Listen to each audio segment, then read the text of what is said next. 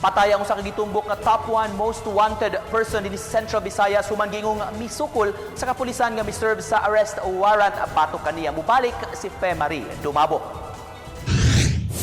Giilang nakalas nga si Alex Mayagma, taga Barangay Minaba, Bayawan City.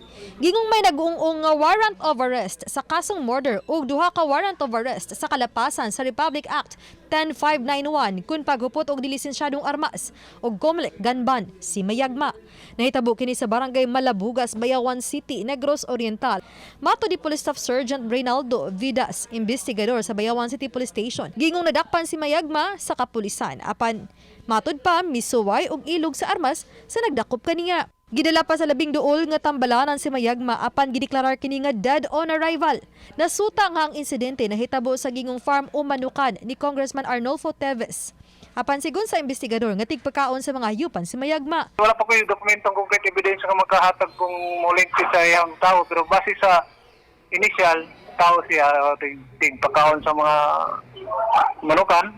Samtang mato sa tigpamaba sa PRO7 nga ang pagkamatay ni Mayagma dakong makatabang sa pagsumpo sa kriminalidad sa Negros Oriental. We have received reports that katong game farm nga nahitabuan sa insidente was allegedly owned by Congressman Teves. We are still verifying if this information is true.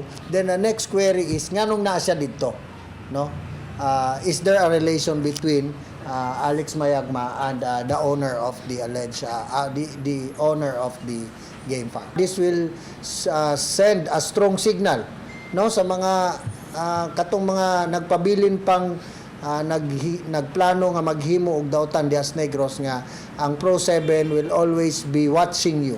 Ikatulo is this is an assurance sa mga tao sa Negros Oriental nga ang gobyerno naglihok para maibalik ug unsa ang normal nga peace and security situation. Ubani Clans Gabutin, Femari Dumabok. GMA Regional TV Live.